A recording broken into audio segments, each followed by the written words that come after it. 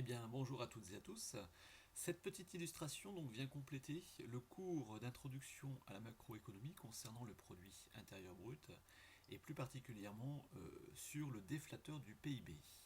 Alors ici, on prend l'exemple d'une économie avec deux produits, à savoir du fer et du bois.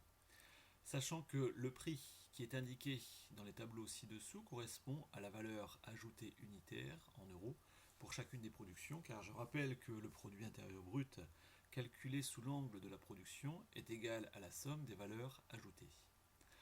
Ensuite, nous prenons l'année de base, donc 2014, donc à titre de référence pour le calcul du déflateur du PIB, et j'y reviendrai ensuite.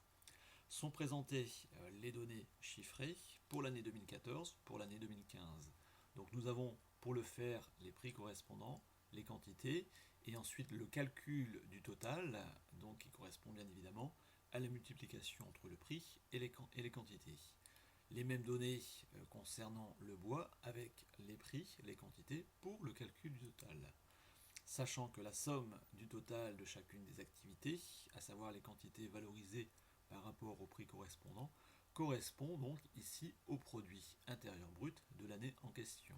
Donc pour l'année 2014, nous avions un produit intérieur brut de 225 000 euros.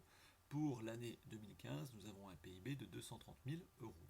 Donc, sans retraitement particulier, nous pouvons déterminer la variation du PIB dit à prix courant, à savoir 230 000 euros qui correspond bien à l'année 2015, moins les 225 000 euros au titre de l'année 2014, le tout divisé par l'année 2014 pour déterminer la variation en pourcentage du produit intérieur brut.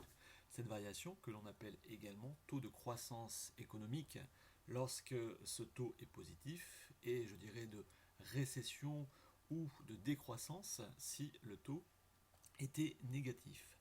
Donc ici, le PIB à prix courant correspond à 2,2%.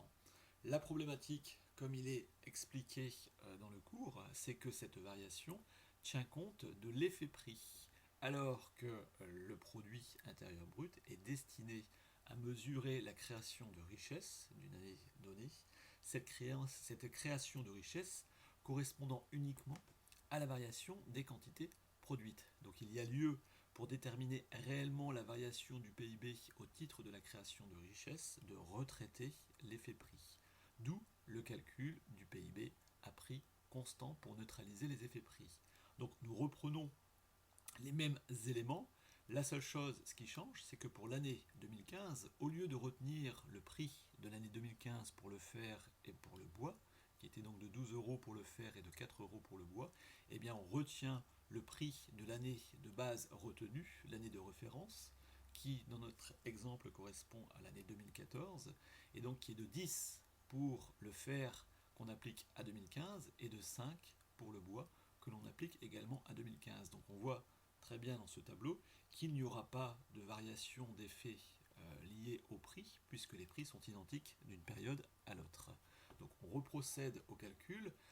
On a toujours 225 000 euros de PIB au titre de l'année 2014, donc concernant le fer et le bois, vu que les prix sont les mêmes que le précédent calcul. Par contre, ce qui change, c'est pour l'année 2015, à savoir que le produit intérieur brut est cette fois-ci de 235 000 euros contre 230 000 euros précédemment. Et on voit bien que les quantités par contre qui sont retenues sont les mêmes, hein, selon les modalités de calcul bien évidemment. Donc le taux de variation du PIB dit à prix constant est cette fois-ci différent, donc 235 000 moins les 225 000, donc ça nous fait 10 000 euros, que divise 225 000 euros. Donc nous avons un taux de croissance du produit intérieur brut en neutralisant tout effet de variation des prix de 4,4%. Ou autrement dit, les quantités produites pour le fer, pour le bois, en faisant abstraction de tout effet prix, ont augmenté de 4,4% entre 2015 et 2014. Donc cela correspond véritablement à la création de richesse.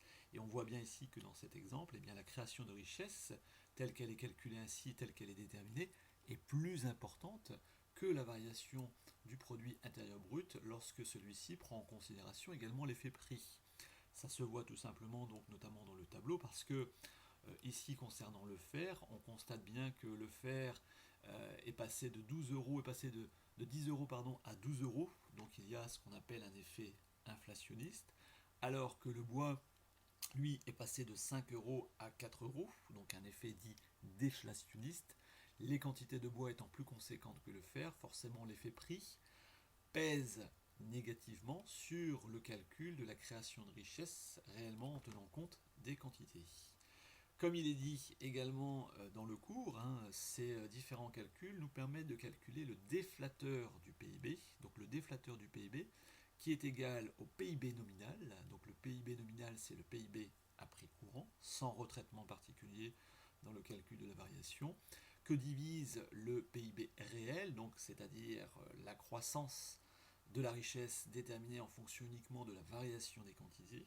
Donc ici, on constate que nous avons un déflateur du PIB, donc de 230 000 que divise 235 000 euros, donc ça nous fait un déflateur de 97,9%.